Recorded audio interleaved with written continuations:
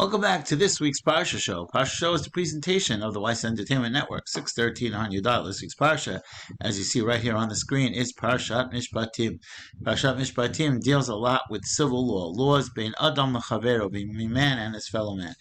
Just one note on the beginning of the Parsha says, Ve'ele HaMishpatim. These are the laws that I place in front of you. Rashi points out a famous comment, Vav Mosif al Harishonim, that the Vav connects to last Parsha. What was at the end of the last Parsha?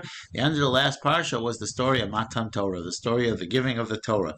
And the Vav teaches us that just like in the last Parsha, the Aseret HaDibrot that were mentioned were given at Har Sinai, so too all of these laws, even though they seem like more civil law, not necessarily mitzvahs, all these halachos and all these mitzvahs were also given at Har Sinai. The parsha opens up with the mitzvah of something that's known as an Eved Ivri. An Eved Ivri is something called Mocher Atzmo or Mocher Beis Din. There are two possibilities of someone becoming an Eved Ivri. Mocher Atzmo would be in a case where someone is so impoverished, someone is so poor that they can't afford anything, and they know that if they sell themselves as a slave, that there are halachas that obligate the master to take care of them and his family. So that's why someone would sell himself into slavery. Mocher Beis Din is a little more complicated case. Let's say somebody steals and they can't afford to pay it back. They get caught. So Beis Din sells them as a slave, and the money is taken to pay back the owner that he stole from, and he becomes a slave for 6 years. Sheishonim. So the halacha is that after 6 years he must be released. There's another possibility where he might get out earlier, that if in the middle of the 6 years is a Yovel year, then he would also go free. But he's really, after 6 years, in fact, the Torah in Parshas Re'eh tells us that he's actually, that when you let him go at the end of the 6 years, you're supposed to give him a certain kind of gifts called Hanukkah. And the idea of the gifts is that you're supposed to give him the opportunity to restart his life.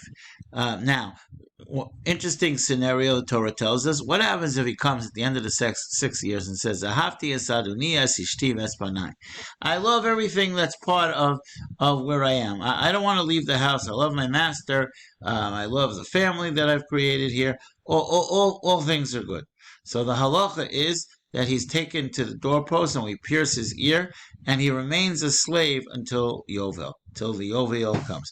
Once the Yovel comes, then he must go out. So those are just little interesting ideas that relate to the concept of an Eved Ivri. Now on this page we see a scale of judgment, because a lot of the issues here involve what's called judgment. Niskei Mamo. Niskei Mamo means money that's damages that lead to the payment of money. So I just wanted to go through some of these concepts with you to help me give you some understanding of what the Torah is talking about in Parshas Mishpatim. Number one, a shor tam. Shor is an ox that gores. So we have a halacha that if an ox gores one time, and then we don't hold the owner responsible for something like that happen up until 3 times. The third time it happens, then he's what's called a shor muad. A shor muad means that it is known that he's dangerous and that he might be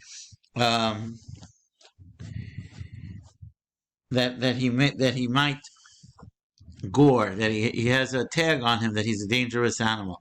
At that point, the halacha is that not only if he kills someone, the owner is also killed, although not killed by Beis Din, not killed by humans.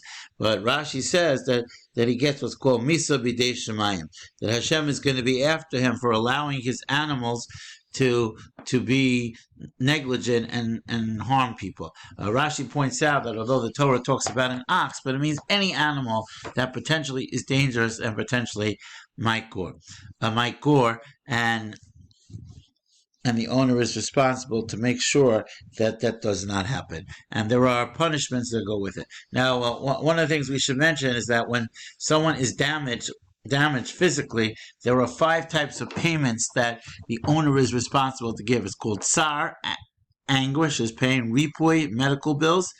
Saripui nezek is the damages. Saripui nezek boshes, the embarrassment, and pegam, in any way that he is now not as skillful as he was before, if you've taken away some of his ability to be successful. The next thing is geneva. Geneva means to steal. So the halacha is that if somebody steals something and they are caught, and they come to Beis Din, and we say that we saw this guy steal, not only does he have to give back what he stole, but he has to pay what's known as Tashlume Kefel. Tashlume Kefel, it could be, the idea is that he stole something from someone, now he should feel a loss. Now there is one other exception. If he steals a sheep or he steals an ox, and he either sells them or he shechs them. So the halacha is that in that case he has to pay, if it's a sheep, he has to pay 4 times that amount. He has to give 4 sheep back to the owner. If it's an ox, he has to give 5 ox back to the owner. And again, the idea would be that he should feel the sense of that he did something terrible, and also that he should feel the loss that the owner had gone through. The other concept mentioned in Parshas Mishpatim is something known as the Arba'a Shomrim, or poorly translated as the 4 custodians. But really what it means is people that are in charge of being responsible for other people's property. So what are these cases? So we have here different halachas that are mentioned that relate to each shomer. So we have something like a shomer chinom. Shomer chinom is, I ask my friend to watch it for me. I don't give him anything. I don't pay him. I don't deliver a special dinner to him. Do me a favor, just keep your eye on this. So what happens? So there, the halacha is not so strict. If he's negligent and something happens, then he's responsible. But if there's an accident happens and someone, let's say, breaks into his house and steals it, he's not responsible. A shomer sochar is on a different level.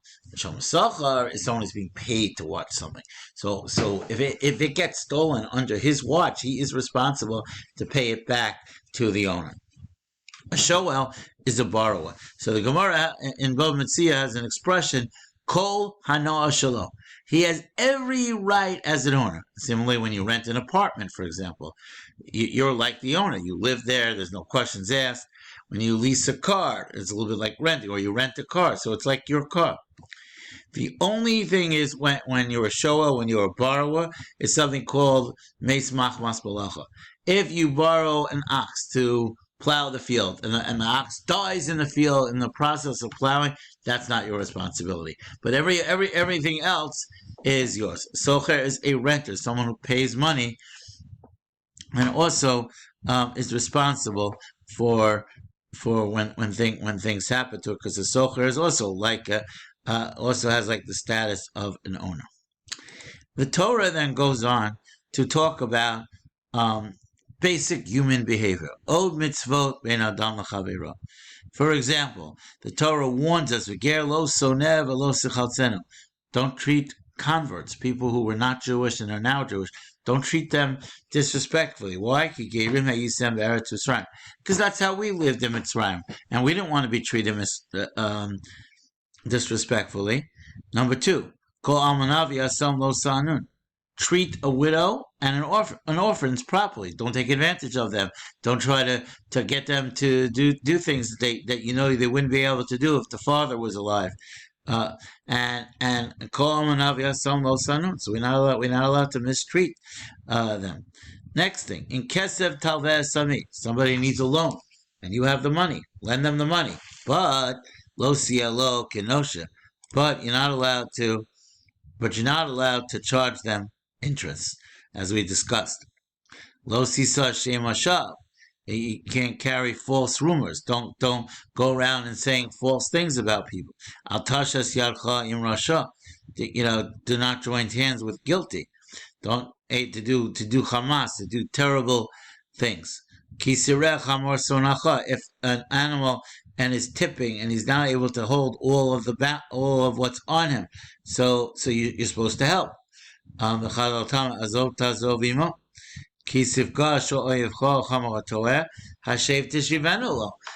and if you see an animal wandering, return it back to its original.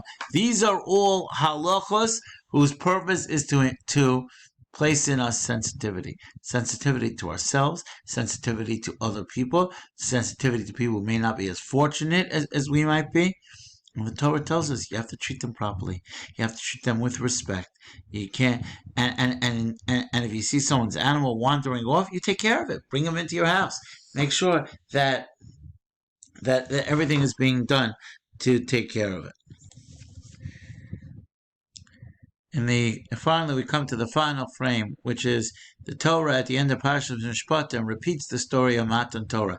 Actually, the phrase Naaseh v'nishma, which Bnei Israel said, we will do and we will listen, that actually appears in Parshas Mishpatim and not in Parshas Yisro. And then the Torah tells Moshe build the Mizbeach, put 12 stones to represent the Jewish people. And finally, as you see a little bit in this picture, Hashem's presence was on the mountain. The Parsha ends with the idea of Hashem's presence being all around the mountain, and Bnei Israel truly saw Hashem's presence and Hashem's revelation.